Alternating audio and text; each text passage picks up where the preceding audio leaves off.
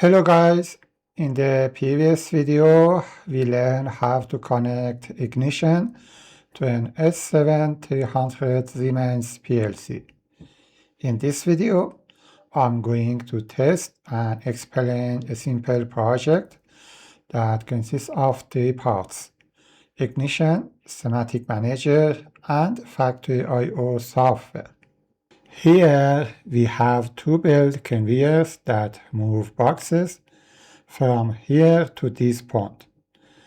And this is a simple control box with an alarm siren and a warning light.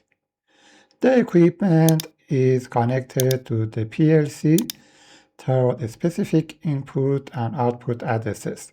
Now let's connect the production line to my PLC.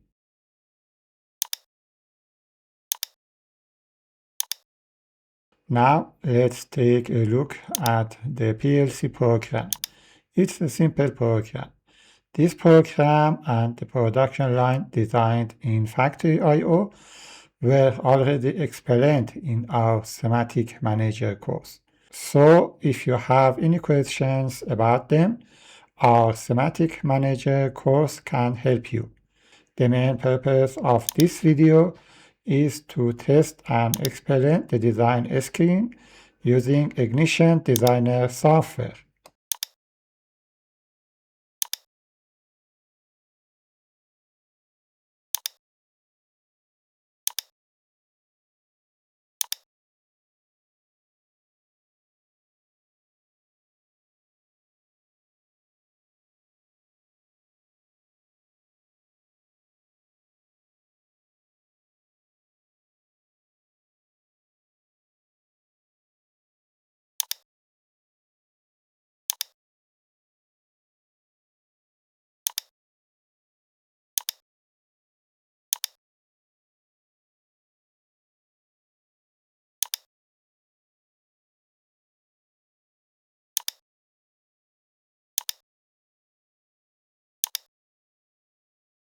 Well, let's press the start push button.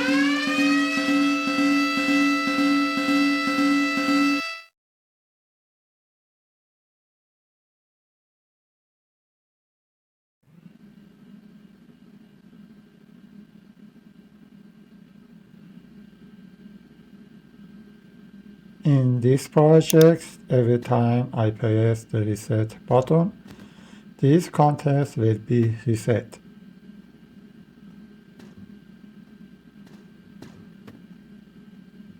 Now let's press the stop button.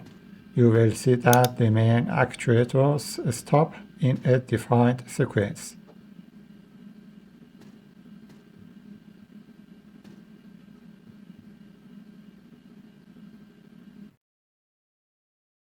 Note that here you can see 2 timers that indicate the on and off times for the second belt conveyor. The second conveyor will turn on 6 seconds after this remover equipment is turned on, and it will turn off 10 seconds after the first conveyor is turned off. Again, let's start and stop the production line.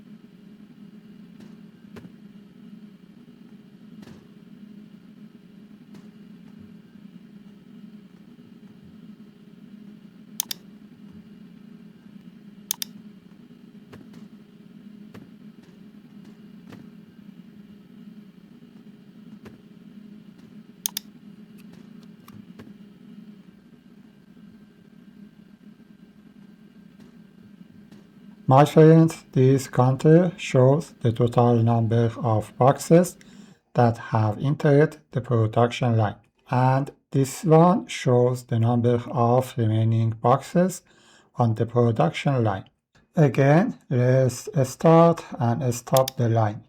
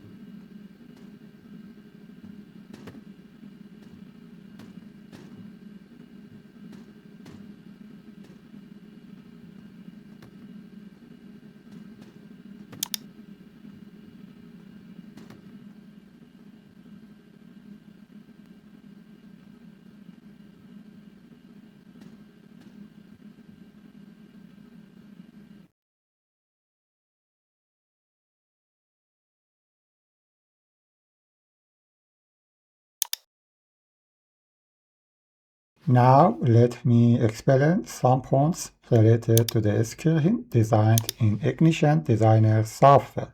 I created a connection between Ignition and my PLC and then created a tag provider to store my tags, as explained in previous videos. As you can see, there is a lock icon next to most of the defined tags, because my PLC inputs/outputs are read-only. Therefore, I enabled this option for the tags connected to my PLC inputs and outputs. Another important point is about the PLC timers integrated with the Ignition platform. The timers provide time in milliseconds, but I wanna display them in seconds. A simple way to achieve this is by linking the component's value field to a script or expression that divides the timer value by 1000. Finally, let's talk about this component called Sound Player, which can be found on the right panel. If you return the video, you will notice that when I press the Start button, two warning sounds are triggered. One sound comes from the alarm siren in Factory I/O, and the other is played by the Sound Player component in Ignition. I linked its trigger field to a tag which is connected to the alarm siren in Factory I/O, and then selected a warning sound from my computer for its sound data field.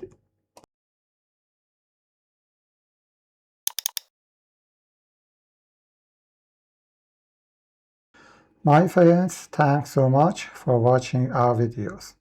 I'll see you in the next one.